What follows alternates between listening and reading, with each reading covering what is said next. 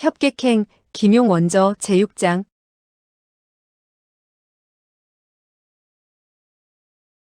그는 급히 창문 앞으로 다가가서 창문을 열어 젖히고 큰 소리로 외쳤다.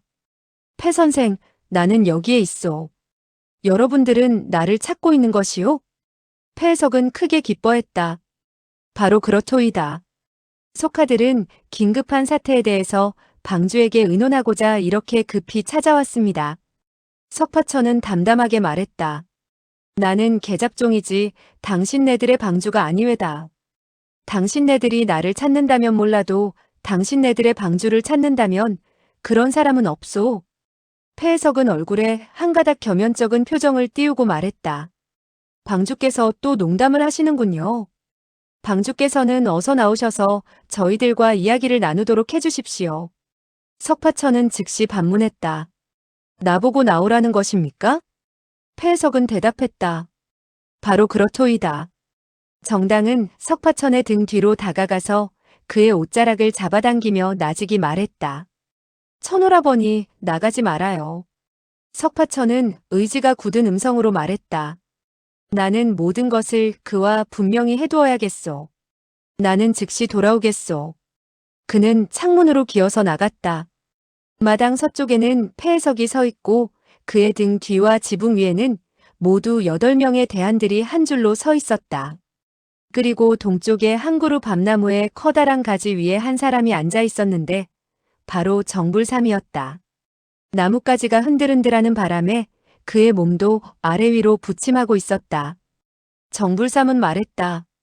폐 의원, 당신은 나의 손여사위에게 할 말이 있다고 했는데 내가 옆에서 들으면 안 되겠소?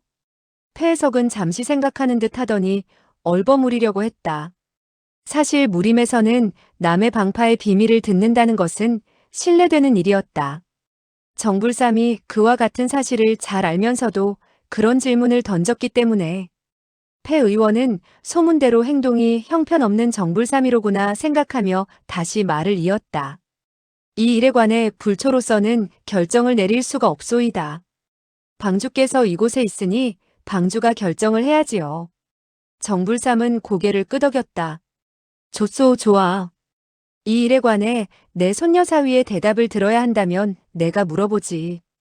그는 석파천에게 고개를 돌리고 물었다. 이복의 계잡종. 폐 의원은 자네에게 할 말이 있다는군. 내가 옆에서 듣고 싶은데 어떤가? 석파천은 말했다. 할아버지께서 듣는다고 해서 무슨 상관이 있겠습니까? 정불삼은 소리내어 웃었다. 하하. 착하지. 정말 착한 손여사위야. 폐 의원, 할 말이 있으면 빨리 이야기하시오. 오늘 밤은 일각이 청금과 같은 때이요. 내 손녀딸이 동방화촉을 밝히는 이 순간에 당신네 늙은이가 이곳에 와서 떠드니 그야말로 살풍경한 노릇이 아니겠소? 석파천은 말했다. 나으리는 말해보세요. 무슨 일인가요? 폐해석은 말했다. 방주, 총타에 설산파의 손님이 와 있소이다. 석파천이 뭐라고 말을 하기도 전에 정불삼이 불쑥 입을 열었다. 설산파가 뭐 그리 대단하다고. 석파천은 눈동자를 굴리며 말했다. 설산파? 화만자, 화여협 그들인가요? 무림에는 수십 개의 방파가 있었다. 석파천이 알고 있는 것은 설산파뿐이었고 설산파 사람도 수백에 달했으나 그가 알고 있는 사람은 화만자 한 사람에 불과했다. 그렇기 때문에 그는 불쑥 그녀의 이름을 들먹이게 된 것이었다. 폐 의원을 따라온 8명의 장락방 사람들은 얼굴에 미소를 띄웠다. 우리 방주는 정말 풍류를 즐기는 호색하니군. 오늘 밤 이곳에서 신부를 맞이하면서도 설산파의 아리따운 소절을 잊지 못하는가 보구나. 폐해석은 말했다. 화만자 소저도 있소이다. 그리고 다른 몇 사람이 더 있죠. 그런데 그들 우두머리는 기한서북 백만검입니다. 이 사람 외에도 9명의 그의 사제가 따르고 있는데 모두 설산파의 고수인 것 같소이다. 정불삼은 불쑥 입을 열었다. 백만검이 뭐가 대단하다고? 설사 백자재 늙은이가 친히 달려온다 하더라도 어떻게 할 것이냔 말이야?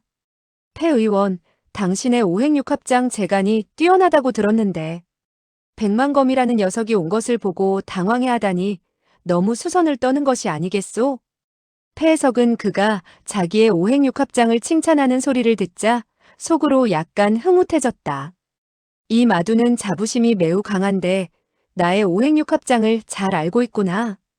그는 빙긋이 웃으면서 입을 열었다. 불초의 그까짓 무공이야 입에 담을 만한 가치가 있겠소이까?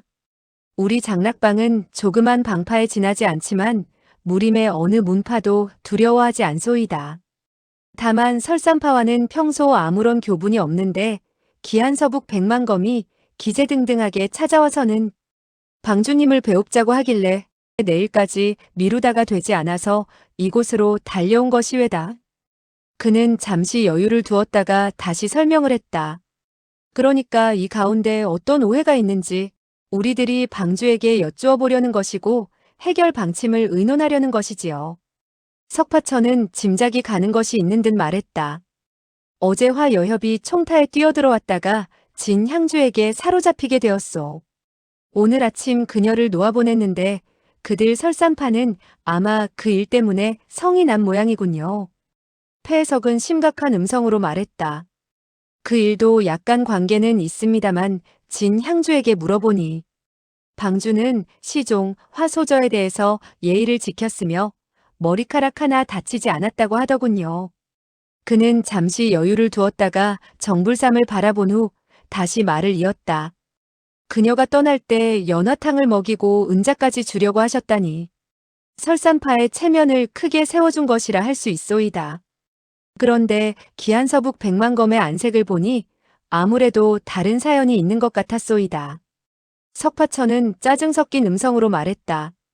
그렇다면 나더러 어떻게 하라는 것입니까? 폐해석은 매우 진지한 표정을 지었다. 저희는 방주의 명령에 전적으로 따를 뿐이지요. 방주님께서 문의 방법으로 대하라 하면 좋은 말로 상대를 할 것이고 약간 꾸짖어 주겠으나 만약 무의 방법으로 대하라고 한다면 그들이 우리 총단 안으로 들어오기는 했으나 나갈 수 없도록 만들어주지요. 그는 단호한 어조로 다시 한마디를 덧붙였다. 그들이 방자하게도 장락방에 와서 소란을 피우다니 우리들로서는 용납할 수 없는 일이지요. 그렇지 않으면 방주께서 친히 가서 형편을 보아 대책을 강구하는 것도 더욱 좋지요. 석파천은 아름다운 정당과 한방에 있는 것이 기분이 좋기는 했으나 여간 겸연쩍지 않았다. 마음만 불안했고 동방화촉 이후에 어떻게 해야 될지도 모르고 있는 터였을 뿐만 아니라 정당에 천오라버니가 나타나게 된다면 혼례를 올린 것도 그만 허사가 될 것이고 더욱더 쌍방의 처지가 곤란해질 것이라고 생각했다. 마침 폐해석이 찾아와 주었으니 이 기회에 이곳을 떠나자는 생각이 들었다. 그는 대뜸 응낙을 했다. 그렇다면 돌아가 보기로 하지요. 그들에게 어떤 오해가 있는지 모르지만 모든 것을 그들에게 설명하면 되겠죠. 그는 고개를 돌리고 말했다. 할아버지, 그리고 띵땅 미안하지만 나는 가봐야겠소. 정불삼은 머리를 극적극적했다. 그것 좋지 않은데? 설산파의 녀석들이 방해를 한다면 내가 가서 쫓아보내지. 어찌되었든 간에 내가 그들의 두 제자를 죽였으니 백 늙은이와는 원한을 맺게 된 셈이지. 몇 사람 더 죽인다 한들 결과는 마찬가지가 아니겠는가? 정불삼은 손만년 저만춘 두 사람을 죽였는데 설산파는 이를 수치로 알고서 강호에 알리지 않고 있을 뿐이었다. 석청과 민유 부부만이 그 사실을 들어 알고 있으나 다른 사람에게 이야기하지 않았기 때문에 강호에서는 모르고 있었다. 폐해석은 정불삼의 그와 같은 말을 듣고 속으로 생각했다. 설산파의 세력이 막강하고 또 그들의 사도의 무공이 고강하며 중원 각 문파와는 교분이 있으니 우리들이 무단히 그와 같은 강적을 만들 필요가 없다. 장락방에는 커다란 일을 코앞에 두고 있는 지금 또 다른 병고가 있어서는 안 되지. 이와 같은 생각과 더불어 그는 입을 열었다. 방주께서 친히 설산파의 인물을 만나보신다면 더없이 좋을 것 같소이다. 정셋째 나으리에게 저희들 방파의 조그만 일로 폐를 끼치고 싶지는 않소이다. 우리가 일을 처리한 후 다시 찾아와 뵙는 것이 어떻겠소이까? 그는 결코 잔치 술을 마시겠다는 말을 하지 않았다. 석파천이 총타에 돌아간 이후 그에게 권해 혼인을 맺게 되는 것을 취소시킬 작정이었던 것이다. 정불삼은 노해 부르짖었다. 터무니없는 소리. 나는 간다면 꼭 가고 마오. 이 어르신의 왕림은 불가피하게 되었소. 장락방의 그 일은 정셋째가 간섭하기로 작정을 했소이다. 정당은 방 안에서 사람들의 대화를 듣고 있었다. 설산파에서 크게 따지러 온 것을 보면 자기의 풍류 남아인 남편이 화만자의 아름다움에 경박하고도 거친 태도를 취했기 때문에 그들이 따지러 온 것이 틀림없다고 생각했다. 10중 8구 그녀를 강제로 어떻게 하려다가 이와 같은 일이 벌어진 것이지. 결코 진 향주 말처럼 아무 일도 없었던 것이 아니라는 생각이 들었다.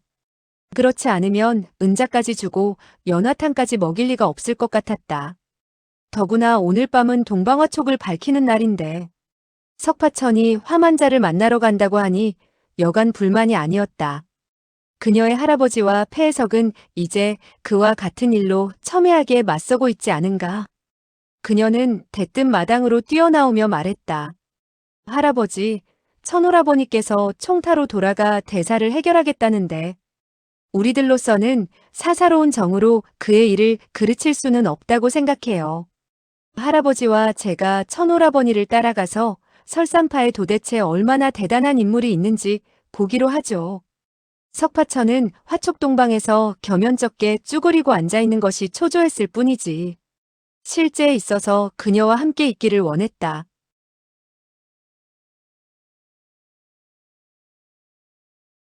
그녀가 그렇게 말하자 크게 기뻐서 웃으며 말했다.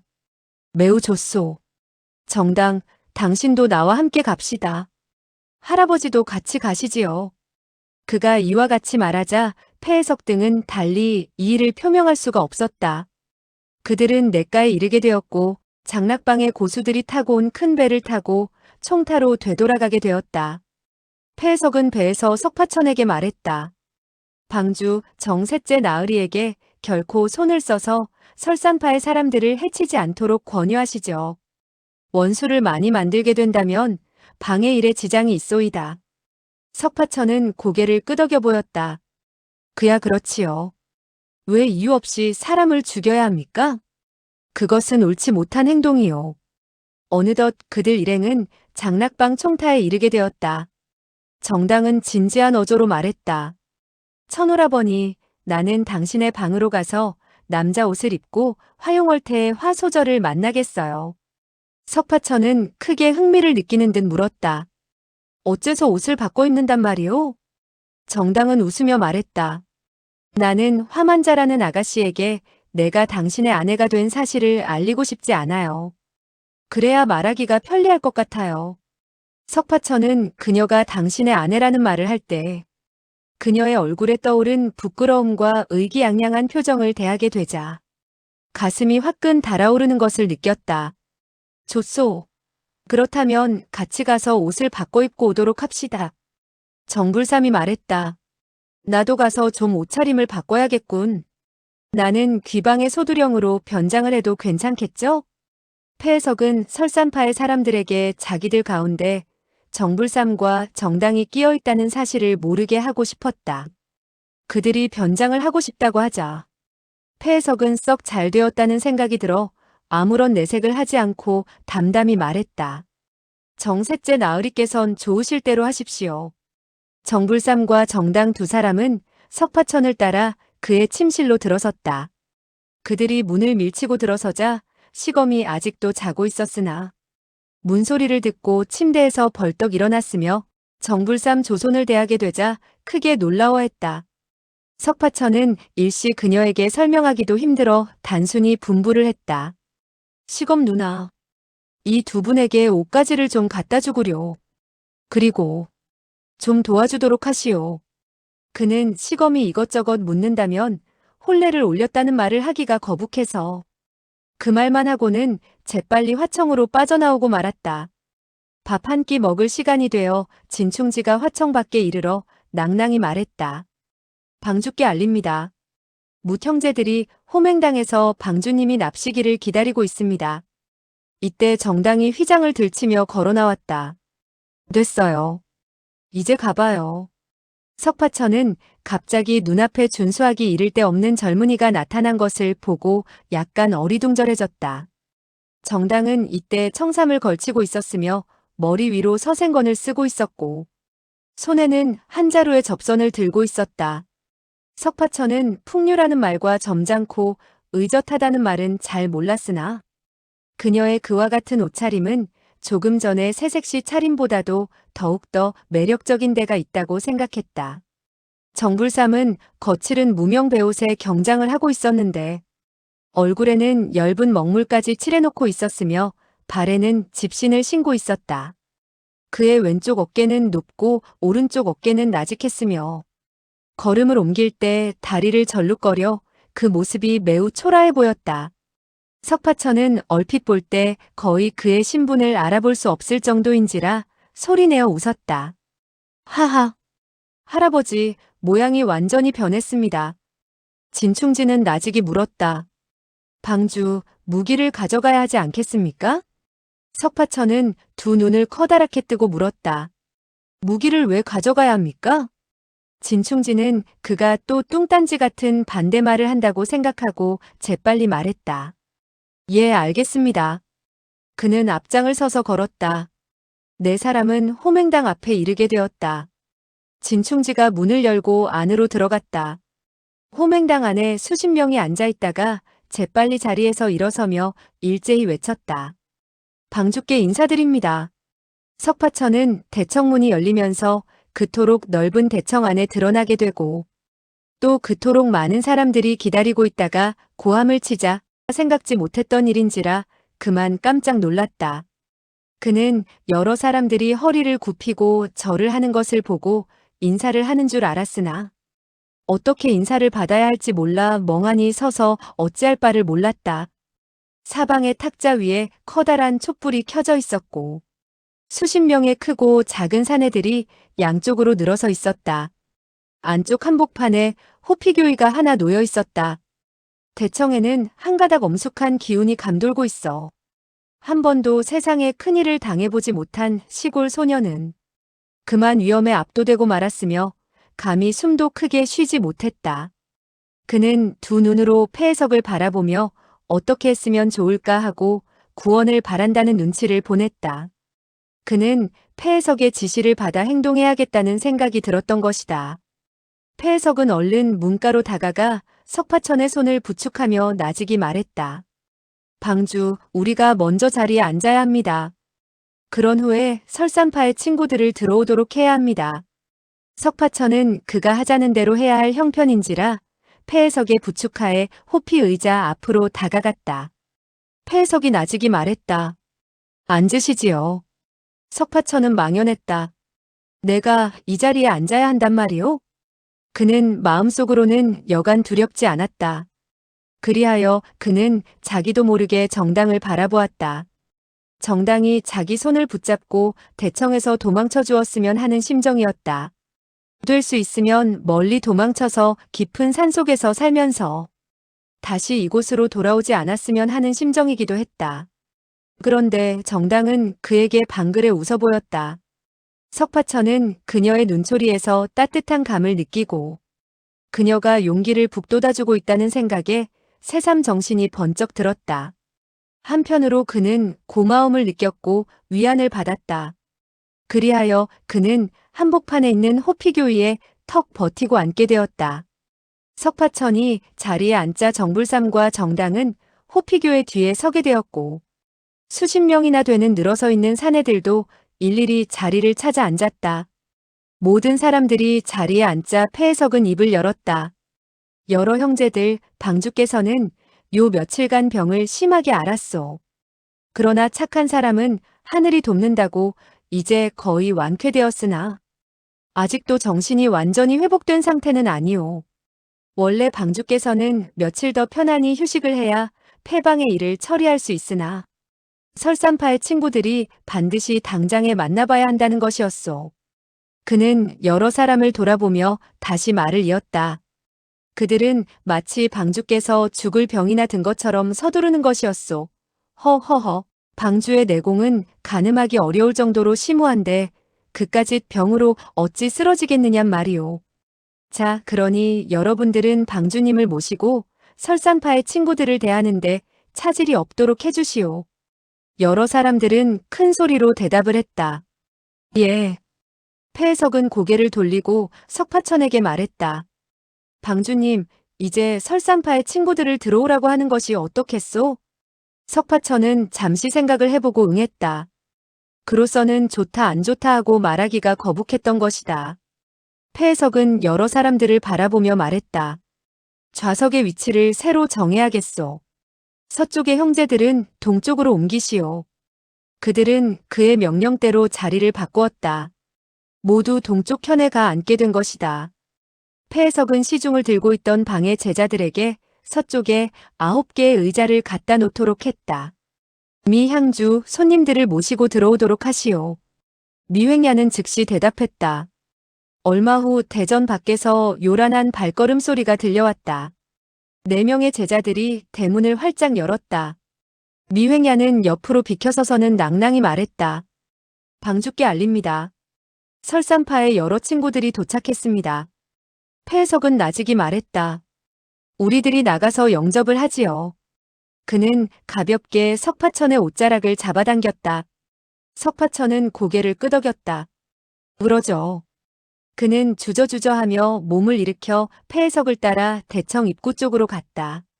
설산파의 9명은 대청 안으로 들어서게 되었는데 하나같이 하얀 장삼을 걸치고 있었다. 앞장을 선 한 사람은 체구가 우람하면서도 다부진 모습인데 나이가 42, 3세쯤 되어 보였다. 그는 석파천과 일장쯤 되는 곳에 이르더니 갑자기 걸음을 멈추고 두 눈으로 석파천을 쏘아보았다. 두 눈에서 형형한 안광이 크게 빛나는 것이 석파천의 마음속을 꿰뚫어 보기라도 하는 것 같았다. 석파천은 그에게 씩 미소를 지어 보임으로써 인사를 대신했다. 이때 폐해석은 말했다. 방주께 알립니다. 이분은 서쪽 천하에서 위세를 떨치고 있으며 검법에 있어 무상의 전례를 쌓고 있는 기한서북 백만검 백대여비옵니다. 석파천은 다시 고개를 끄덕이고 해벌쭉 웃었다. 그는 폐해석의 등 뒤에 있는 화만자만을 겨우 알고 있을 뿐이었다. 그리하여 그는 웃으면서 인사를 건넸다. 화여협 또 왔구려. 그 말이 떨어지자 설산파 9명의 대안들은 대뜸 안색이 획 변하고 말았다. 화만자는 더욱더 겸연쩍어 했으며 싸늘히 코웃음치고는 고개를 돌렸다. 백만검은 설산파 장문인 위덕선생 백자재의 큰아들이었다. 그들 사형제는 하나같이 만자 돌림이었다. 그의 이름이 만검으로 불리우는 것을 보면 검법이 자기의 사형제들보다 뛰어나다는 것을 알 수 있었다. 백자재는 아들의 무공에 대해서 매우 만족해하고 있기 때문에 그와 같은 이름을 붙인 것이었다. 백만검과 풍화신룡 복만리는 강호에서 설산쌍거리라 일컬어졌다. 이번에 그가 친히 나서지 않았더라면 폐해석이 야밤에 정불삼의 집으로 가서 석파천을 모셔오지는 않았을 것이다.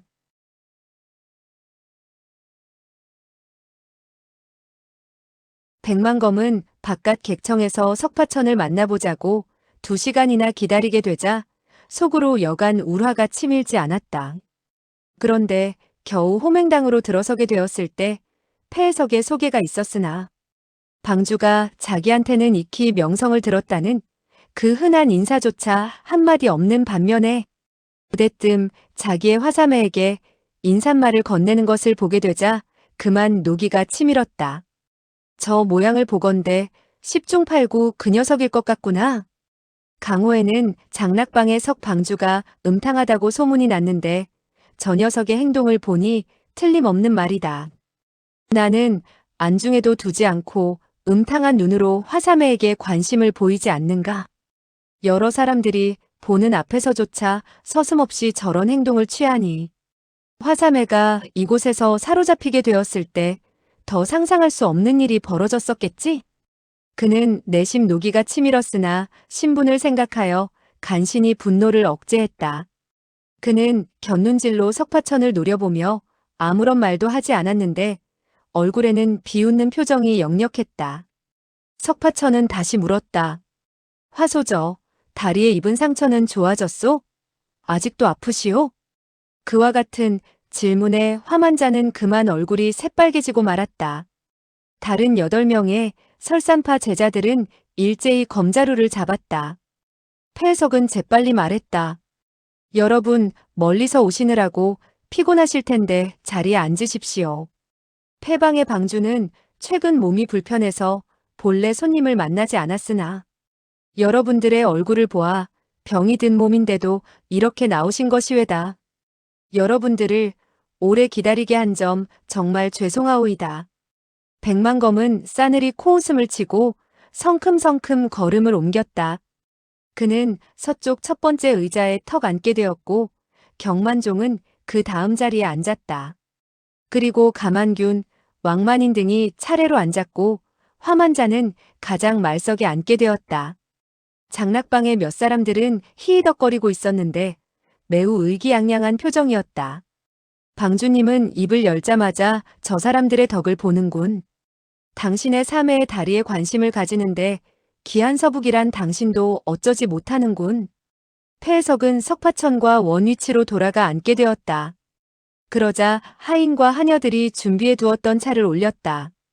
폐해석은 두 손을 맞잡고 말했다. 폐방의 형제들은 오래전부터 설산파의 위덕선생과 설산쌍걸 그리고 여러 친구들의 위명을 들어 알고 있었지만 폐방이 강남에 있었기 때문에 가까이 하지를 못했구려.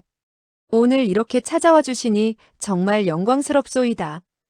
백만검은 두 손을 마주잡고 발례를 했다. 폐 의원께서는 죽은 사람의 목숨도 구할 수 있는 신기한 의술을 지니고 계시고 또 오행육합장은 천하무적이라는 명성을 익히 들어왔소이다. 더군다나 귀방의 여러 형제들은 모두 뛰어난 호걸이시죠. 정말 이 자리에서 처음 만나지만 반갑기 그지없는 심정입니다. 그는 폐해석과 장락방의 제자들을 몇 마디 칭찬했으나 석파천에 대해서는 이런 방구의 언급도 없었다. 폐해석은 모른 척하고 겸손을 부렸다. 과분하신 말씀. 여러분들께서는 진강에 오신 지 며칠이나 되었습니까? 금산과 초산을 구경하셨는지요?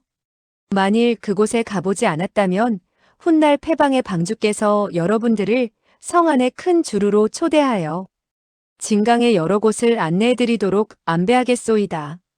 그는 그저 인사말만을 했을 뿐 설산파의 제자들이 찾아온 이유를 묻지 않았다. 끝내 백만검이 먼저 참을 수 없어 낭낭히 입을 열고 물었다.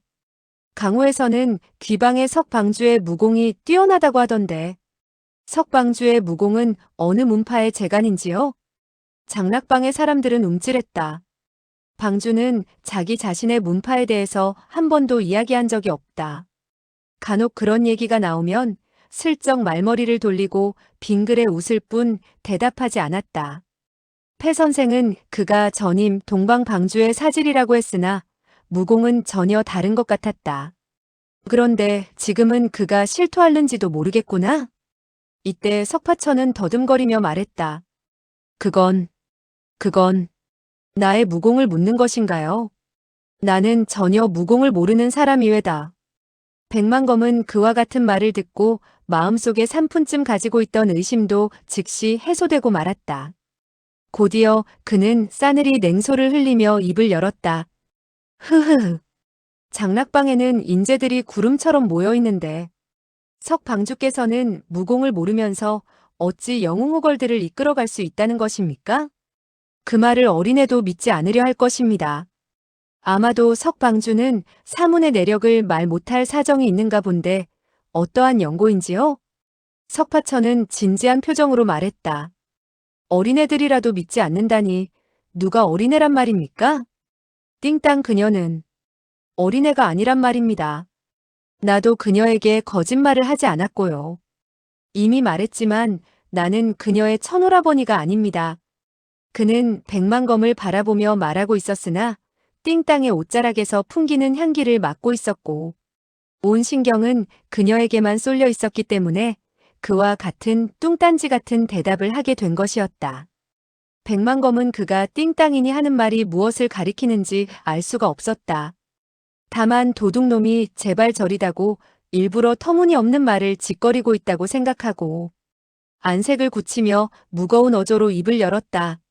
석방주, 우리 솔직히 털어놓고 이야기합시다. 귀하는 능소성에서 배운 무공을 깡그리 잊어버리지는 않았겠지요? 그 말이 떨어지자 장락방의 무리들은 얼굴빛이 움직였다. 무사람들은 서역의 능소성이 설산파 사도가 거주하는 곳인데 백만검이 그와 같이 말하는 것을 보면 방주가 설산파의 문화에서 무공을 배웠다는 말인가 하는 생각을 가지게 되었던 것이다. 설산파가 기세등등에서 찾아온 것은 바로 그들 문파의 일에 관계되는 일이 아닐까 하는 의심도 가지게 되었다. 석파천은 망연히 말했다. 능소성? 그곳이 어디지요?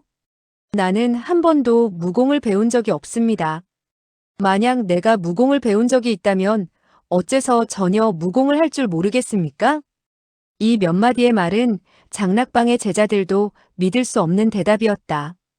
능소성이라면 무림에 몸을 담고 있는 사람치고 모르는 사람이 없었다. 장락방의 방주인 그가 한 번도 듣지 못했고 또 무공을 배우지 못했다니. 그와 같은 거짓말이 어떻게 있을 수 있느냐 하고 생각했다. 어떤 사람들은 방주가 그와 같이 다른 수작을 하는 데는 깊은 뜻이 있으리라 생각했다. 백만검 등은 그의 몇 마디의 말을 듣고 크게 모욕감을 느끼지 않을 수 없었다. 설산파를 전혀 안중에 두고 있지 않다는 생각을 갖게 되었던 것이다. 왕만이는 참을 수 없다는 듯 큰 소리로 말했다. 석방주, 너무나 아나무인인 말씀이요. 석방주의 눈에는 설산파의 문화제자가 한 푼어치의 값어치도 없는 모양이구려. 석파천은 그가 노기를 가득 띈 것을 보고 자기의 말이 잘못되었나 보다 하고 판단했다. 아니요. 그런 것이 아니요. 내가 어찌 설산파의 모든 사람을 한 푼의 값어치도 없다고 생각하겠소. 마치. 그는 마천에서 거주할 때 1년 12달 동안 몇 번 정도는 사형객을 따라 마을로 내려가서 쌀을 사고 소금을 사왔다. 따라서 그는 값어치 있는 물건일수록 좋다는 것을 알고 있었다.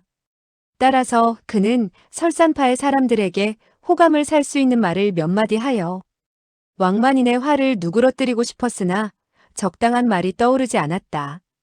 그는 설산파의 제자들 가운데 경만종과 가만균, 왕만인 등을 후감집에서 한 번 본 적이 있었으나 그들의 이름을 모르고 있었다. 다만 그 중에서도 화만자만은 비교적 낯이 익어서 그나마도 더듬거리며 입을 열게 되었다. 당신들은 마치 화만자 여협처럼 매우 값어치가 있으며 많은 은자가 나가는 값어치가 있지요. 설산파의 9명 제자들이 일제히 몸을 일으켰다. 동시에 그들의 눈앞에 푸른 광채가 번쩍였다. 8자루의 장검이 일제히 검집에서 뽑혀진 것이었다. 백만검 한 사람을 제외하고는 8명이 모조리 장검을 뽑아서 반원을 그리듯 하고 석파천 앞을 가로막고 섰다. 왕만이는 손가락질하면서 호통을 내질렀다. 이 석가야, 더러운 말을 함부로 하다니. 정말 사람을 업신여겨도 분수가 있지. 우리 설산파의 제자들은 용담호혈 속에 갇혀있다 하더라도 그와 같은 언행은 참고 견딜 수가 없다. 석파천은 그들이 노기충천하여 화를 내자 아리송하기만 했다. 나는 분명히 좋은 말만 했는데 어째서 화를 내는 것일까? 그는 띵땅에게 고개를 돌리고 말했다. 띵땅, 내가 말을 잘못한 것이오? 띵땅은 남편이 여러 사람들 앞에서 화만자를 모욕하는 것을 보고 전혀 화만자를 마음에 두고 있지 않다는 사실을 깨달았다. 따라서 그녀는 흐뭇하게 생각하고 있는 참인데 석파천의 질문을 받게 되자 방긋 웃으며 입을 열었다. 나도 모르겠어요. 아마도 화소전은 많은 은자의 값어치가 나가지 않는지도 모르지요. 석파천은 고개를 끄덕였다. 설사 화 여협이 값어치가 없는 천하기 이를 데 없는 사람이라 하더라도 화를 낼 필요는 없지 않소? 장락방의 군호들은 그 소리에 일제히 웃음을 터뜨렸다. 군호들은 방주가 그와 같은 말을 하는 것은 설산파와 일전을 불사하겠다는 뜻으로 받아들였던 것이다. 이때 누군가 큰 소리로 외쳤다. 비싸면 내가 살 수 없지만 싸다면 흐흐. 그런 대로 한번 데리고 놀만하군. 이때 푸른빛이 번쩍하는 순간 쨍 하는 소리가 났다. 원래 왕만인이 크게 노해서 석파천의 가슴팍에 일검을 찌르려고 했던 것이다. 그런데 백만검이 대뜸 허리에 차고 있던 장검을 잽싸게 뽑아들어서는 가볍게 왕만인의 장검을 밀쳐버린 것이다. 왕만인은 손목이 시큰해지는 것을 느끼고 하마터면 장검을 떨어뜨릴 뻔했다. 백만검은 호통을 내질렀다. 이 사람은 우리들과 깊은 원한이 있다. 그런데도 일검으로 해결이 날 것 같은가? 그는 검을 검집에 다시 꽂고 무거운 어조로 말했다. 석방주, 도대체 당신은 나를 알고 있소? 석파천은 고개를 끄덕이며 말했다. 나는 당신을 알고 있소. 당신은 설산파의 기한서북 백만검 백대엽이 아니시오? 백만검은 싸늘히 말했다. 좋소. 그렇다면 당신이 한 일에 대해서 인정을 하겠소? 못하겠소? 석파천은 자신만만하게 말했다. 내가 한 일이라면 물론 인정을 해야지요. 백만검은 말했다.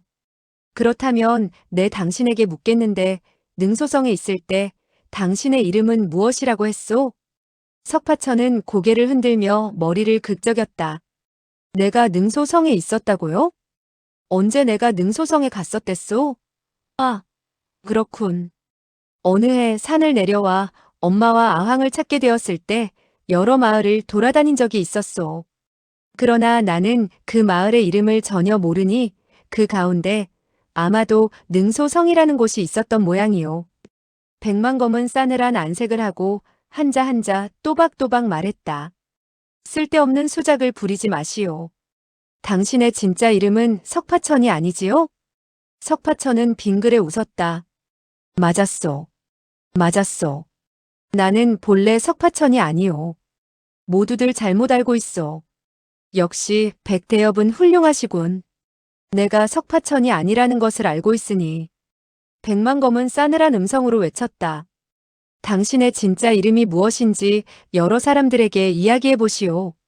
왕만이는 노가를 터뜨렸다. 그의 이름이 무엇이겠습니까? 계잡종이지. 이번에는 장락방의 군호들이 벌떡 자리에서 몸을 일으키며 다투어서 호통소리와 욕지거리를 퍼부어댔다. 그리고 10여 명의 고수들이 무기를 뽑아들었다.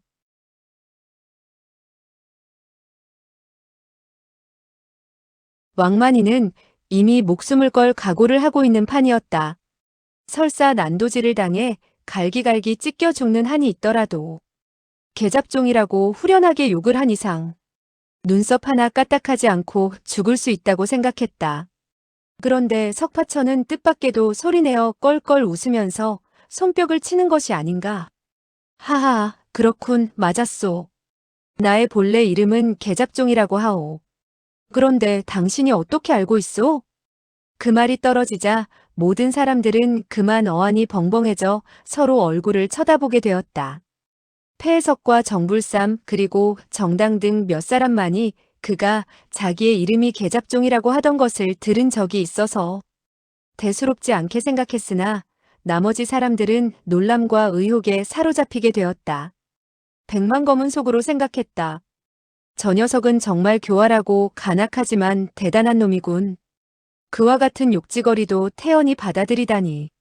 신중을 기해서 상대해야지 그렇지 않는다면 큰 코 다치겠는걸. 왕만이는 이때 앙천대소했다. 하하. 알고 보니 당신은 계잡종이었군. 정말 가소롭군, 가소로워. 석파천은 의아하여 말했다. 내가 계잡종이라고 해서 뭐가 가소롭다는 것이오? 그 이름이 좋지는 않지만 과거 당신의 어머니가 당신에게 계잡종이라고 불렀다면 역시 계잡종에 지나지 않소. 왕만이는 노가를 터뜨렸다. 터무니없는 소리 하지 마시오. 그는 다시 장검을 쳐들고서 비사주석이라는 일초를 펼쳐 내력을 검끝에 돋우고 싸늘한 한기를 허공에 뿌리며 석파천의 가슴팍을 찔러왔다. 백만검은 석파천이 이 몇 년 동안 어떤 기이한 무공을 배웠는지 알고 싶었다.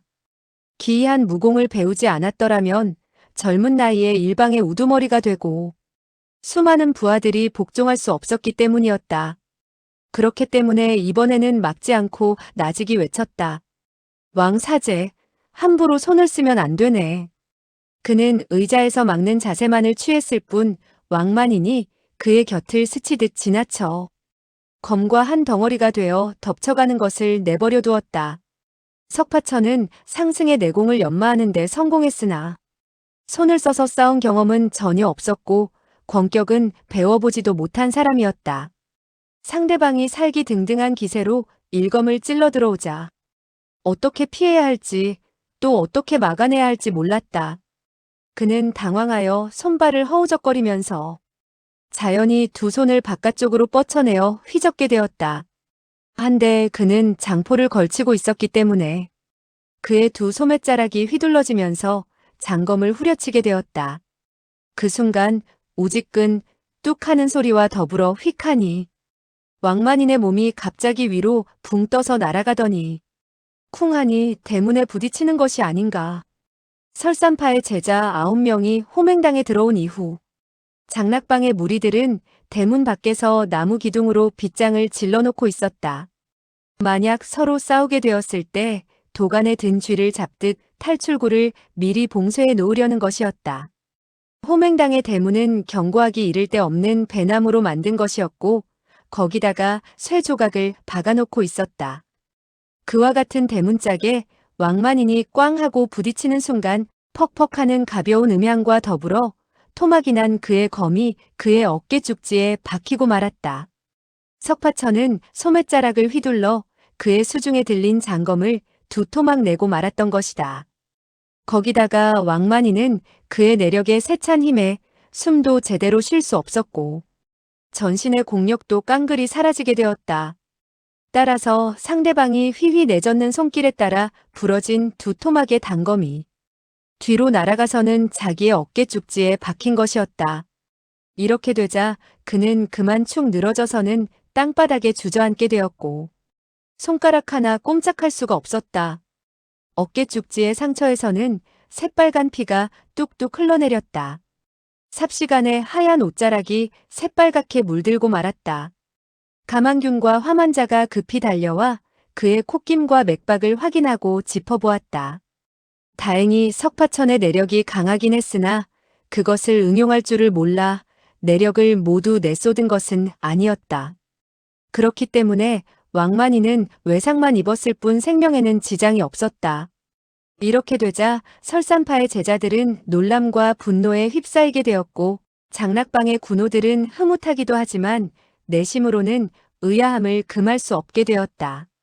군호들은 방주가 무공을 펼치는 것을 본 적이 있었는데 그때는 별로 대단한 것이 아니었던 것이다. 그를 방주로 모시게 된 것은 그들을 대신해서 애겁을 떼워 달라는 데 있었다. 거기다가 폐해석이 전력으로 지지하기 때문에 무사람들은 폐해석을 두려워하니만치 석방주에게 공손하게 대했던 것이다. 그런데 뜻밖에도 석방주의 내력이 그토록 강맹한 것을 보자 모두 혀를 내두르게 되었고 폐해석만이 암암리의 고개를 끄덕이며 근심과 기쁨을 함께 느끼고 있었다. 이때 백만검은 냉소하며 입을 열었다. 석방주, 우리들은 무림에 몸을 담고 있는 사람이며 무림에 몸을 담고 있는 사람들은 배분을 크게 따지요. 아랫사람이 위더른에게 죄를 짓는다면 모든 사람들이 추살해야 마땅하다고들 하며 하루를 사부로 모셨다면 한평생 어버이로 섬겨야 한다고도 했소. 그는 눈을 부라리며 석파천을 바라보고 다시 말했다. 당신이 우리 설산파의 문화에서 무공을 배운 이상 저 왕사제는 어찌되었든 간에 당신에게는 사숙이 되는데 당신이 독수를 쓰다니 이게 무슨 짓인지 변명을 듣고 싶소. 이어 그는 다그치듯 다시 외쳐 물었다. 천하의 일이란 모든 것이 이치에 부합되어야만 하오. 당신의 무공이 아무리 고강하다 하더라도 천하의 삼강오륜을 한 손으로 말살할 수는 없는 것이 아니오? 석파천은 망연해졌다. 당신이 무슨 말을 하는 것인지 나는 한마디도 알아들을 수가 없소. 내가 언제 설산파의 문화에서 무공을 배웠다는 것이오? 백만검은 이를 부드득 갈며 말했다. 지금에 이르러서도 인정하지 않는다니 정말 모렴치하군. 당신 스스로 계잡종이라 일컬은 것으로 보아. 흐흐. 당신 스스로 비열한 자가 되고자 하는 사람이니 더 말해 소용이 없겠지만 당신의 부모는 강호에서도 명성이 쟁쟁한 의협이며 영웅이요. 그는 언성을 높이고 다시 다그치듯 말했다. 당신의 부모의 영명을 욕되게 할까 두렵지 않소? 사부도 인정하지 않는다고 부모도 인정하지 않겠다는 말이오? 석파천은 크게 기뻐했다. 당신은 우리 아버지와 어머니를 아시오? 그렇다면 잘 되었소. 백대협, 나에게 이야기해 주시오. 우리 어머님은 어디에 있소? 그리고 우리 아버님은 누구요? 그는 몸을 일으켜 백만검에게 깊이 읍을 하는데 그의 표정과 태도는 매우 진지했다. 백만검은 그만 아연해지고 말았다. 그가 그렇게 가장하고 있는 이유가 어디에 있는지 도저히 알 수가 없었다. 그는 재빨리 궁리를 했다. 이 녀석은 너무나 간악한 놈이라 상리로서 헤아릴 수 없군. 자기의 신분을 감추기 위해서 부모마저도 인정하지 않고 자신을 계잡종이라고 일컫다니. 이와 같은 생각과 더불어 그는 많은 감회가 끓어오르는 것을 느끼고 한숨을 내쉬며 입을 열었다. 그렇게 훌륭한 천품을 타고난 당신이 훌륭한 사람을 본받아 배우는 것을 마다하니 한스럽고 탄식할 노릇이구려. 석파천은 깜짝 놀라 물었다. 백대협, 한스럽고 탄식할 노릇이라니 우리 어머니와 아버님이 어떻게 되셨다는 것입니까? 그러는 그의 얼굴에는 근심의 빛이 가득했다. 백만검은 그가 진지한 어조로 말하는 것을 보고 결코 연극을 하는 것이 아니라고 생각했다. 어버이에 대해서 조금이라도 그리운 정이 있는 것을 보니 아직도 양심은 완전히 저버린 것은 아니군. 그는 잠시 여유를 두었다가 다시 말했다. 당신의 부모님은 건법이 뛰어나고 영웅호걸이라 명성이 자자한 분들이요. 그들 부부 두 사람은 강호에서 손을 잡고 활약하고 있는데 무슨 위험이 있다는 것이요? 장락방의 군호들은 서로 얼굴을 쳐다볼 뿐 망연해졌다. 방주의 신세 내력에 대해서 우리들은 아는 것이 하나도 없다. 알고 보니 그의 부모님은 강호에서 이름난 인물이었구나. 무림에서 백만검에게 칭찬을 들을 만한 부부라면 몇 사람 되지 않는데 누구일까? 폐해석은 대뜸 떠오르는 것이 있었다. 그렇다면 그는 현소장 흑백상검의 아들이란 말인가? 이거 귀찮게 되었는걸. 이때 왕만이는 가만균과 화만자 두 사람의 부축을 받으며 겨우 한숨을 돌릴 수 있어서 신음소리를 내뱉었다. 석파천은 그의 신음에 고통의 빛이 가득 서려 있는 것을 보고 무척 근심 어린 어조로 물었다. 저 소엽께서는 어째서 갑자기 뒤로 날아가게 되었소? 대문에 부딪혀 상처를 입은 것 같은데 폐 선생, 저 소엽의 상처가 깊지 않은지 살펴보구려. 이 몇 마디의 말은 옆에 있는 사람이 들을 때 비웃음이라고 여길 수밖에 없었다. 그리하여 장락방의 군호들은 반수 이상이 소리내어 웃었다. 장락방의 사람들은 한마디씩 내뱉었다. 저 사람의 상처는 깊다고 할 수는 없으나 결코 가벼운 상처는 아니지. 설산파의 고수들이 기세등등하게 달려와 야밤에 시비를 거는 것을 보고 대단한 재간이 있을 줄 알았더니 흐흐. 과연 명불허전일세. 백만검은 그들의 조롱을 못 들은 척하고 입을 열었다. 석방주, 오늘 우리들이 이렇게 찾아온 것은 당신과의 사사로운 일 때문이지. 결코 다른 친구들과는 아무런 상관이 없는 일이요. 그는 잠시 여유를 두었다가 다시 말했다. 설산파의 제자들은 남과 쓸데없는 언쟁을 벌이고 싶지 않소. 이어 그는 단호한 어조로 말했다. 석중옥, 내가 마지막으로 한 가지만 묻겠는데 인정을 하겠소? 인정하지 않겠소? 석파천은 의아하여 물었다. 석중옥이라니? 누가 석중옥이란 말입니까? 그리고 나더러 무엇을 인정하라는 것인지요? 백만검은 눈살을 찌푸리면서 말했다. 당신의 사부 풍화신룡은 당신의 비열한 악행으로 한파를 잘리게 되었소. 당신 사부인 봉사형으로 말하면 당신에게 태산 같은 은혜를 베풀었다고 할 수 있는데도 당신은 추호의 가책도 받지 않는다는 것이요? 이 몇 마디의 말은 매우 진지하고도 간곡했다. 그의 양심을 되찾게 해서 죄를 뉘우치도록 하자는 뜻에서 백만검은 그와 같은 말을 한 것이다.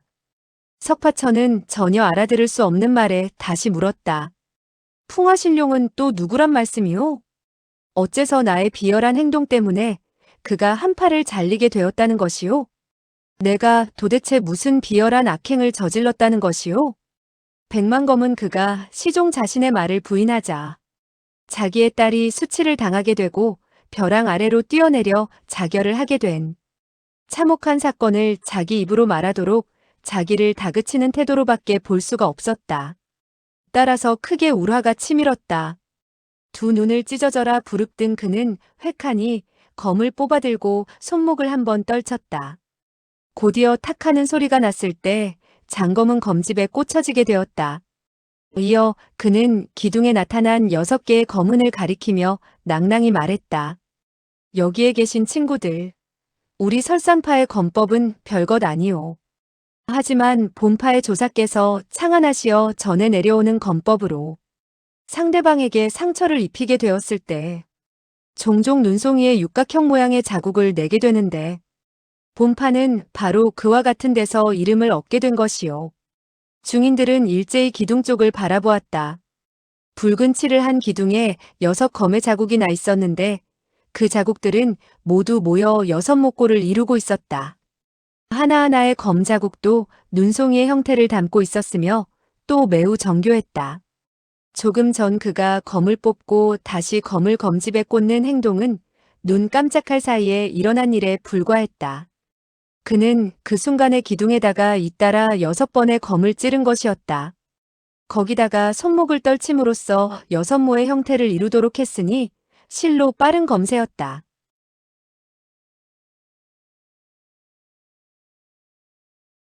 무사람들은 왕만인이 석파천의 내력에 나가떨어지게 된 후 설산파에 대해서 별로 대수롭게 생각하지 않는 눈치들이었다. 그러나 백만검의 그와 같은 절묘한 검법이 무림에서 보기 드문 재간인 것을 보고 어떤 사람들은 갑자기 존경심이 우러났고 어떤 사람들은 감탄을 터뜨리기도 했다. 백만검은 폭언을 하고 말했다. 여러 친구들 가운데 검법에 있어서 백모를 능가하는 사람들은 얼마든지 있을 것이오. 그런데 이 백모가 어찌 자만심을 앞세워 귀방의 총타에까지 찾아와서 소란을 피우겠소. 그는 잠시 여유를 두었다가 다시 말했다. 다만 한 가지 일에 대해서 여러분들이 증인이 되어주십사고 청하는 것이 외다. 7년 전에 폐파에 사람답지 않은 제자가 하나 있었소. 이름은 석중옥이라고 했는데 당돌하게도 불초의 요사숙과 무공을 겨루게 되었을 때 우리 요사숙이 그의 버릇을 가르쳐 놓기 위해서 그의 왼쪽 허벅지에 6검을 찔렀소. 매 1검이 눈송이 모양으로 6모의 꼴을 이루었었소. 이어 그는 담담한 어조로 재차 설명을 했다. 본파의 검법은 평범하고 기이한 점이 없으나 천하에서 그와 같은 꼴의 상처를 남기는 재간은 다시 찾아볼 수 없는 일이요. 여기까지 말하던 그는 고개를 돌리고 석파천을 한번 노려보더니 싸늘한 어조로 말했다. 석중옥, 자네가 무사람들을 기만하려고 자신의 신분을 끝까지 스스로 드러낼 용기가 없다면 바짓가랑이를 걷어올려 여러 친구들에게 보여주게. 도대체 자네 허벅지에 그런 상처가 있는지 없는지 확인만 하면 알게 될 것이네. 석파천은 의아하여 물었다. 나의 바짓가랑이를 걷어올리고 여러 사람들에게 보여주라는 것이요? 백만검이 고개를 끄덕이며 말했다. 그렇다네. 만약 자네의 허벅지에 그와 같은 상처가 없다면 이 백모는 눈이 멀게 된 것이고 귀방에 와서 소란을 피운 점 방주에게 큰 절을 올려 사죄하겠네. 그는 매우 단호한 어조로 다시 말했다. 그러나 만약 자네의 허벅지에 그와 같은 자국이 있을 때 그때는 어떻게 하겠는가? 말을 해보게. 석파천은 웃으면서 말했다. 만약 나의 허벅지에 그와 같은 6개의 상처 자국이 있다면 정말 이상한 일이지요. 만약 그렇다면 어째서 그와 같은 사실을 나는 전혀 몰랐을까요? 백만검은 잠시 그를 바라보았다. 매우 자신의 참말에 속으로 의아한 감을 금할 수가 없었다. 저 녀석은 석중옥이 틀림없을 것이다. 많은 세월이 흘러 성인이 되었으니 풍모도 변하고 행동거지도 변하기는 했지만 얼굴 모습만은 변함이 없지 않은가. 화사매가 이곳으로 잠입해서 살펴본 후 단정했으니 우리 모두가 잘못 보았을 리 없겠지? 그는 일시 생각에 사로잡혀 말을 하지 못했다. 이때 진충지가 웃으면서 입을 열었다. 당신은 우리 방주의 허벅지에 있는 상처를 보려고 하는 반면에 우리 방주는 귀파의 화소저의 허벅지에 난 상처 자국을 보고 싶어 하오. 그러나 이곳도 사람이 많고 불편하니 차라리 두 분이 함께 내실로 들어가서 서로 보도록 하는 것이 어떻겠소? 자세히 보도록 말이 왜다. 이 말이 떨어지자 장락방의 무리들은 배꼽이 빠져라 하고 웃어댔다. 백만검은 극도의 분노에 나직이 코웃음을 쳤다. 모렴치한 작자들. 그는 몸을 빙글 돌리더니 대청 한복판에 우뚝 서서 호통을 내질렀다. 석중옥, 도둑이 제발 저린다고 허벅지에 상처 자국을 내보이지 못하겠다면 나를 따라 능소성으로 올라가 죄를 받도록 해라. 그는 획하니 검을 뽑아들었다. 석파천은 말했다. 백대엽, 화를 낼 필요가 어디 있소이까? 백대엽께서는 나의 허벅지에 상처 자국이 있다고 말씀하시지만 나는 허벅지에 그런 상처가 없소이다. 백대엽께서 이를 확인하시겠다면 보여드리겠소이다. 그는 왼쪽 다리를 호피교의 팔걸이 위에 들어 올리고 바짓가랑이를 걷어 올렸다. 그러자 허벅지가 드러났다. 대청 안은 갑자기 조용해졌다. 벼랑간 사람들은 이구동성으로 놀람에 찬 소리를 내질렀다. 석파천의 왼쪽 다리 바깥쪽에 아니나 다를까?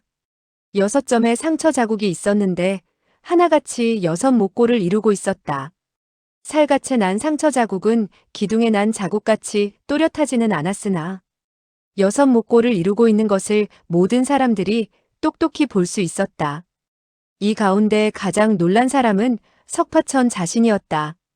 그는 손을 내밀어 그 6점의 상처 자국을 어루만져 보았다.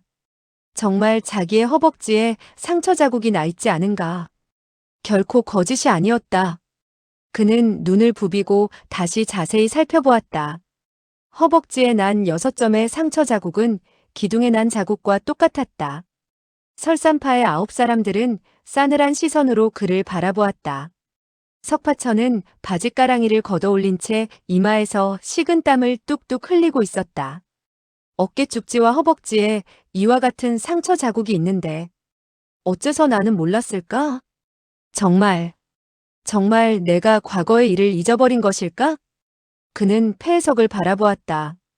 폐해석은 천천히 고개를 흔들었다. 그는 다시 고개를 돌려 정당을 바라보았다. 정당은 용용 죽겠지 하는 표정을 지어 보였다. 그는 다시 정불삼을 바라보았다. 정불삼은 오른손 집게손가락과 중지, 2 손가락을 앞으로 내밀어 보였다. 무공으로 사람을 죽이자는 뜻이었다. 진충지는 2 손으로 장검을 받쳐들고 석파천의 앞으로 나아가 건네주며 나직이 말했다. 방주, 그들과 더 말할 필요가 없습니다. 무공으로 시비를 해결해야 합니다. 이긴 자가 옳은 것이고 진 자는 잘못을 저지르게 되는 것입니다. 그는 백만검의 검법이 절묘하기는 했으나 내력이 방주보다 못하다고 판단했다. 증거가 확실하여 말로써 이길 수 없다고 생각하자 무공을 쓸 수밖에 없다는 것이 그의 생각이었다. 설사 방주가 진다 하더라도 장락방은 인원수가 많으니 설산파의 제자들은 모조리 죽일 수 있을 것 같았다. 석파천은 장검을 받아들긴 했으나 속으로 얼떨떨하기만 했다. 백만검은 싸늘한 어조로 말했다. 석중옥 잘 들어라. 백만검은 본파의 장문인 위덕 선생의 유시를 받아 오늘 문호를 정리하는 것이다. 이것은 설산파의 본분의 일이며 다른 사람과는 아무런 관계가 없다. 만약 장락방의 총단에서 손을 쓰기가 불편하다면 밖으로 나가 결정짓는 것이 어떤가? 석파천은 아리송에서 말했다. 무엇을 짓는다는 것이요? 정당은 그의 등 뒤에서 가만히 그를 떠밀며 나직이 말했다. 그와 무공을 겨뤄보세요. 당신의 무공은 그보다 강해요. 그를 죽여버리면 끝나는 거예요. 석파천은 눈을 휘둥그레 뜨고 말했다. 나는 그를 죽이지 않겠소. 어째서 내가 그를 죽여야 한단 말이오? 백대엽은 나쁜 사람이 아니지 않소? 그는 앞으로 두어 걸음 걸어 나아갔다. 백만검은 조금 전 그가 두 소매자락을 휘두르자 왕만인이 중상을 입고 나가떨어진 것을 보았던지라. 능소성에서 떠나온 후 석파천에게 어떤 기우가 있어 심오한 내력을 쌓은 것이라 생각했다. 그는 다른 무공도 틀림없이 비범하리라 생각하고 조금도 소홀하게 생각하지 않았다. 그는 장검을 흔들하며 매설쟁춘이라는 일초를 펼쳤다. 허와 실을 분간하기 어려운 검초인데 검끝과 검날을 함께 사용해서 검의 끝으로 눈송이를 뿌리는가 하면 검날은 매화나무 가지처럼 사면팔방에서 석파천에게로 뻗쳐나오도록 만들었다. 삽시간에 석파천은 눈앞이 희뿌연 광채로 뒤덮이는 것을 느꼈다. 어느 것이 검의 끝이고 어느 것이 검날인지 분간할 수가 없었다. 당황한 그는 다시 두 소매자락을 바깥쪽으로 어지럽게 휘둘렀다. 그는 비록 심오한 내력을 지니고 있었으나 조금도 응용할 줄 몰랐다. 조금 전 왕만인을 나가떨어지게 만든 것은 우연의 일치에 불과했다. 이때 그가 마구 두 손을 휘둘러대는 바람에 그 힘이 흐트러져 약화되는 추세를 띠게 되었다. 더군다나 백만검의 무공은 왕만인에게 비할 바가 아니었다. 슉슉 하는 소리가 나면서 두 소매자락은 백만검의 장검에 잘려서 너울너울 땅바닥에 떨어지고 말았다. 곧이어 석파천은 목뼈 있는 곳이 서늘해짐을 느꼈다. 어느덧 장검의 끝이 목을 겨누고 있는 것이 아닌가. 백만검은 상대방의 고수들이 구름대처럼 많다는 것을 잘 알고 있었다. 더군다나 폐해석의 무공은 결코 자기의 무공에 못지 않다고 보았다. 석파천의 등 뒤에 있는 늙은이 또한 눈동자에 형형한 안광이 빛나는 것으로 보아 역시 무서운 인물인 것 같다고 판단했다. 이와 같은 험악한 분위기 속에서 상대방에게 숨 돌릴 여유를 줄 수 없다고 단정하고 1초의 성공을 거두고자 했던 것이다. 그는 1초의 성공을 거두게 되자 즉시 두 걸음을 나서며 왼팔을 뻗쳐 석파천을 겨드랑이에 끼고 팔에 힘을 주어서는 석파천의 허리에 있는 두 곳 혈도를 눌러버렸다. 그런 연후에 그는 호통을 내질렀다. 여러 친구들, 오늘 신뢰가 많았소. 이후 찾아와서 사과를 드리리다. 가만규는 사형이 성공하자 명령을 기다리지 않고 왕만인을 들쳐 업고는 대문 쪽으로 달려갔다. 진충지와 미횡야는 칼과 검을 일제히 뻗쳐내며 호통을 내질렀다. 방주를 내려놓아라. 동시에 칼은 백만검의 어깨 쪽지로 떨어졌고 검은 백만검의 다리 쪽으로 비스듬히 날아들고 있었다. 백만검은 장검을 휘둘렀다. 창 하는 소리와 함께 상대방의 칼과 검이 밀려나게 되었다. 선우의 차례가 있다 하겠으나 그 차이는 신락 같은 차이밖에 되지 않았다. 그는 적의 무기에 실린 내력이 결코 약하지 않다는 것을 깨닫고 속으로 생각했다. 이 두 사람의 무공이 이토록 훌륭한데 장락방의 뭇 고수들이 힘을 합해 일제히 덤빈다면 우리 9명은 목숨을 잃고 말 것이다. 이와 같은 생각과 더불어 그는 몸을 흔들하더니 벽에 몸을 바싹 붙이고는 호통을 내질렀다. 어느 사람이 먼저 달려들겠소? 일단 달려들기만 한다면 이 형제는 석종옥을 먼저 죽인 후 다시 여러분들과 끝까지 맞서보겠소. 장락방의 군호들은 방주에 그토록 뛰어난 무공으로도 1초에 상대방에게 사로잡히리라고는 생각도 못하고 있었던 터라 그만 어찌할 바를 모르게 되었다. 정당은 얼굴에 당황하고 다급한 표정을 짓고서 정불삼에게 손짓을 했다. 그녀의 뜻은 할아버지에게 손을 써서 구하라는 것이었다. 그러나 정불삼은 대수롭지 않게 웃었다. 그의 생각은 전날 배 위에서 석파천이 수월히 자기의 일장을 해소시킨 것을 보면 그가 상대방에게 그토록 쉽게 잡힐 리가 없다는 것이었다. 석파천이 그와 같이 잡힌 것은 어떤 의도가 있을 것이 틀림없으니 자기가 나설 필요가 어디 있겠느냐고 그는 생각했다. 자기가 나서면 오히려 석파천의 일을 그르치게 될 것이니 잠자코 구경이나 한 후 다시 방법을 강구하자고 작정을 한 것이었다.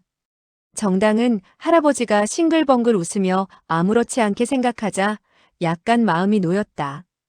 그러나 사랑하는 사람이 적의 수중에 들어갔으니 역시 걱정은 되었다. 이때 가만규는 두 손을 문에 갖다 대고 내력을 돋우어 바깥쪽으로 밀고 있었다. 대문 밖에 걸어놓은 나무 빗장이 그가 미는 바람에 우지직 하는 소리를 내었다. 대문이 금방 그의 힘에 의해 열릴 것만 같았다. 순간 폐해석은 비스듬히 다가들며 말했다. 가 친구, 급히 서두를 것 없소. 소재가 사람들에게 문을 열어 손님을 전송하도록 하겠소. 이때 화만자는 호통을 내질렀다. 물러서요. 그러면서 장검을 휘둘러 가만균의 뒤를 보호했다. 폐해석은 대뜸 손가락을 뻗쳐 검날을 움켜잡으려고 들었다. 화만자는 깜짝 놀랐다. 아니, 이 사람은 검날을 두려워하지 않는단 말인가? 그와 같은 생각에 그녀는 일순 멈칫해졌다.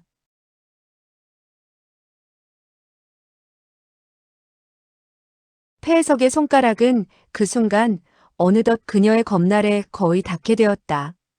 그의 손바닥이 검날과 아직도 며칠 정도 간격을 두게 되었을 때 벼랑간 그는 손가락을 구부리고 지풍을 퉁겼다.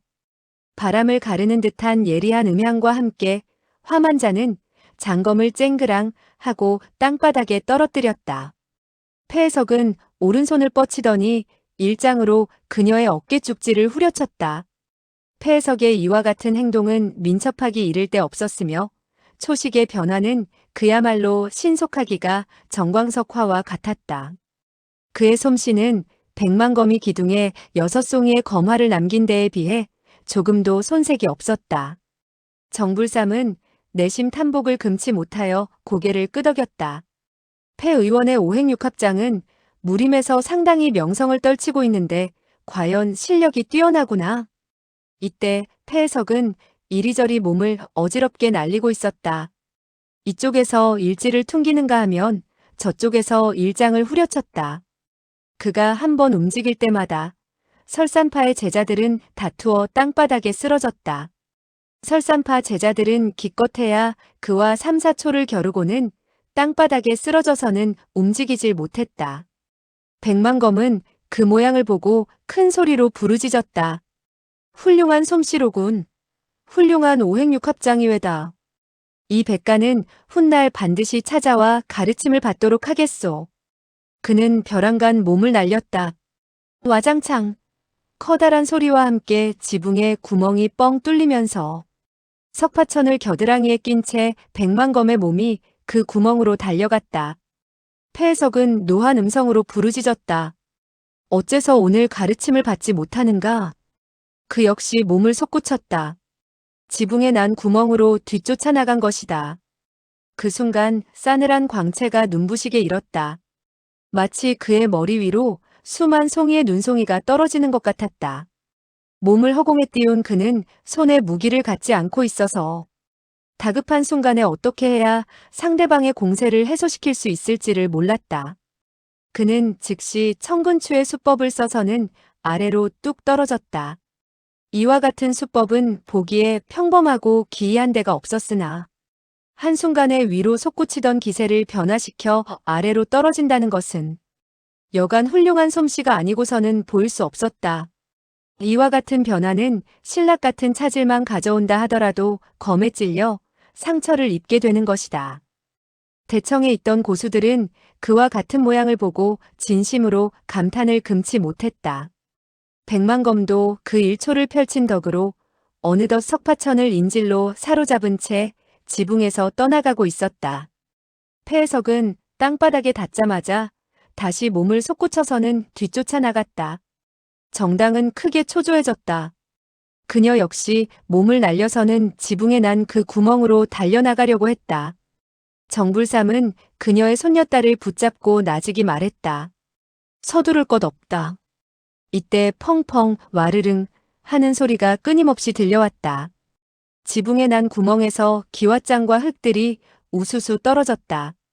땅바닥에 쓰러져 있는 설산파의 8명 제자들 가운데 갑자기 비쩍 마르고 왜소한 사람이 급히 몸을 날렸다. 그 재빠름은 마치 살쾡이와도 같았다. 그는 대뜸 이 지붕에 난 구멍으로 달려나가는 것이었다. 진충진은 냅다 그에게 한 칼을 후려쳤으나 쩍 하는 소리와 함께 그의 신발 바닥 한 조각을 베어냈을 뿐 한치의 차이로 그의 발을 자르는데 실패하고 말았다. 군호들은 그만 어리벙벙해져서는 일순 움직일 줄 몰랐다. 설산파 제자들 가운데 백만검 외에도 그와 같은 고수가 있으리라고는 생각지 못했던 것이다. 이 사람은 폐해석에게 맞아서 쓰러진 후에도 몸을 날려 달아난 것이었다. 미횡야는 혹시 나머지 7사람이 다시 도망치게 될까봐 일일이 그들의 혈도를 몇 군데 더 짚어버리고 말았다. 이 무렵 장락방에서는 이미 10여 명의 대안들이 손에 무기를 든 채 지붕에 난 구멍으로 달려나갔다. 그들은 각기 사방으로 흩어져서 백만검을 쫓을 생각이었다. 설산파의 제자들이 총단으로 들어와 자기네들의 방주를 사로잡아갔으니 만약 방주를 되찾아오지 못한다면 장락방이 강호해서 무슨 행세를 할 수 있겠느냐 하는 것이 그들의 공통된 생각이었다. 상대방의 고수들 7명을 잡았다고 하나 70명을 잡은들 방주가 사로잡힌 치욕을 씻을 수 있겠는가?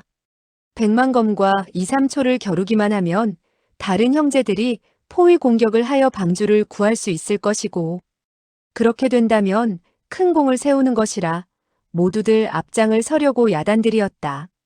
그리하여 사방에서 피리 소리가 크게 이는 가운데 사방으로 추적해 나가는 장락방의 무리들이 점점 더 많아지게 되었다. 백만검은 단 1초에 석파천을 사로잡으리라고 생각지 못했던 터였다. 그런데 뜻밖에도 뜻을 이루게 된 그는 지붕에 난 구멍으로 나오자마자 속으로 부르짖었다. 석가 녀석을 잡아서 다행이긴 하지만 사형제들이 붙잡혔으니 정말 부끄럽구나. 손에 사람을 안고 있는 그는 자신의 실력을 좀처럼 발휘할 수가 없었다. 멈추어라. 고함 소리를 들으며 사방을 돌아보니 서쪽 냇물 위로 하나의 둥근 다리가 가로놓여 있었다. 이때 더 생각할 여지도 없는 그는 즉시 석파천을 아는 채 그 다리 밑에 교각에 몸을 꽉 붙여 숨었다. 얼마 후 장락방의 무리들이 냇물 남쪽으로 달려가는 기척을 들을 수 있었다. 7, 8명이나 되는 사람들이 그 돌다리를 밟고 건너가는 것이었다. 백만검은 몸을 찰싹 붙이고 머리를 굴렸다. 내가 만약에 적에게 발각된다면 이 녀석을 먼저 죽일 수밖에 없겠군. 이때 다시 한때의 장락방 무리들이 냇물을 따라 수색을 해오고 있었다. 벼랑간 냇가의 풀더미 속에서 후다닥 하는 소리와 함께 한 사람이 달려나와 동쪽으로 도망가는 것이 보였다. 백만검은 그 사람의 발걸음 소리를 듣고 그의 사제인 왕만익이라는 것을 알았다. 그는 속으로 여간 기뻐하지 않았다. 왕만익, 그의 경공신법은 설산파 제자 중에서도 으뜸 가는 실력이었다. 그야말로 그의 경공신법은 비호와도 같이 빨랐다. 본래 왕만익은 자기가 기척을 내므로써 추적하는 사람들을 따돌릴 계책이었던 것이다. 그렇게 함으로써 백만검에게 위험에서 벗어날 기회를 주려는 것이었다. 아니나 다를까 장락방의 군호들은 벌떼처럼 그쪽으로 달려갔다. 백만검은 속으로 생각했다.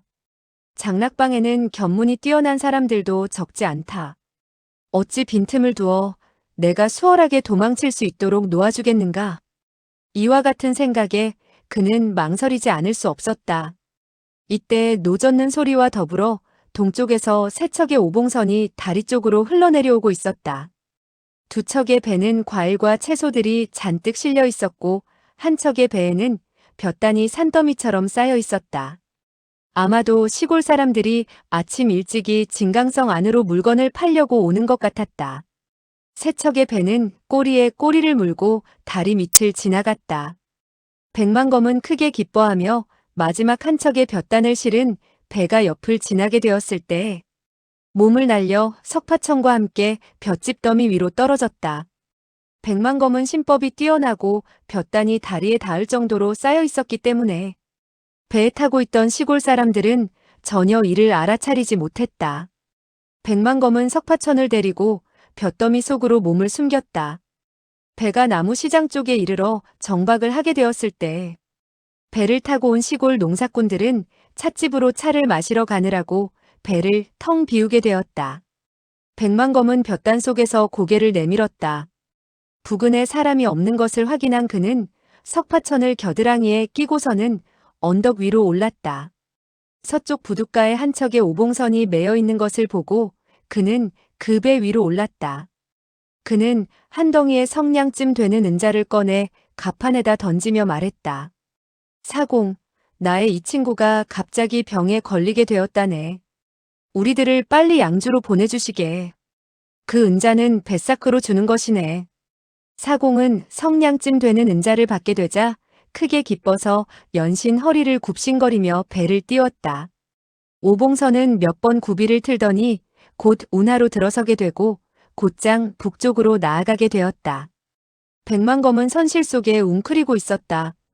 그는 이 일대가 바로 장락방의 세력 범위인 만큼 조금이라도 어떤 기척을 내게 된다면 장락방의 무리들이 달려오리라고 생각했다. 내가 요행이도 석중옥을 사로잡기는 했으나 7명의 사제와 사매는 그만 장락방의 무리들에게 잡히고 말았다. 어떻게 그들을 구할까? 이와 같이 그는 한편으로는 기뻐하고 또 한편으로는 조바심을 냈다.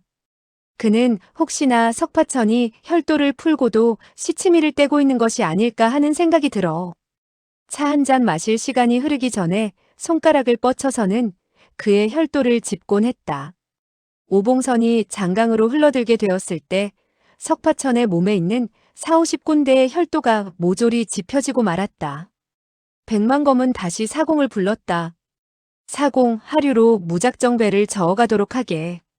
여기 5냥의 은자가 있으니 받아두시게. 사공은 뜻밖의 횡재에 크게 기뻐했다. 손님, 정말 감사합니다. 그러나 저러나 소인의 배는 너무나 작아 양자강의 풍랑을 견디어내기 힘들 것 같습니다. 언덕 쪽으로 배를 몰아서 저어간다면 그런대로 간신히 뒤엎어지는 애구는 면할 수 있을 것입니다. 백만검은 말했다. 그렇다면 남쪽 언덕 가깝게 배를 몰아 흘러내려가도록 하는 것이 가장 좋겠네. 그 배는 20여리를 나아가게 되었다. 백만검은 언덕 위에 한 채의 누런 담장이 둘러져 있는 절간이 있는 것을 보더니 즉시 뱃머리에 서서는 휘파람을 휙하고 내불었다. 그러자 절간에서도 응답하는 소리가 들렸다. 백만검은 말했다. 배를 언덕에 대시오. 사공은 배를 언덕에 대고 삿대를 꽂았다. 언덕으로 건너갈 판때기를 놓으려고 했을 때 백만검은 이미 석파천을 끼고서 언덕 위로 오르고 있었다. 백만검이 막 언덕 위로 오르자 절간 안에 있던 10여 명의 사람들이 환호성을 지르며 달려나왔다. 원래 설산파의 제이진이 저붕차 이곳까지 와 있었던 것이었다. 그들은 백만검의 겨드랑이에 비단 옷을 입은 젊은이가 끼어 있는 것을 보고 일제히 물었다. 백사형, 이 사람은? 백만검은 석파천을 땅바닥에 내팽개치며 분연히 외쳤다. 여러 사제들, 우형은 요행이 화근의 장본인을 잡아내는데 성공했네. 모두들 이 녀석을 알아보지 못하겠나? 그들은 석파천을 바라보았다. 어렴풋하나마 과거 능소성에서 말썽을 부리던 소년 석중옥임을 알아볼 수 있었다. 그들은 분노가 극에 달해서 어떤 사람들은 발로 차고 어떤 사람들은 침을 뱉었다. 이때 나이가 지긋한 제자가 입을 열었다. 여러분들 그에게 상처를 입히지 않도록 하시게. 백사형이 이번 일을 성공하게 된 것을 정말 축하하오. 백만검은 고개를 흔들었다. 이 녀석을 잡긴 했으나 7명의 사매와 사제들이 저쪽 사람들에게 붙잡히게 되었으니 별로 득을 본 셈은 못 되는 것 같네. 그들은 그와 같은 이야기를 주고받으면서 절간 안으로 들어갔다. 2명의 설산파 제자가 석파천을 양쪽에서 휘어잡고는 따라 들어왔다.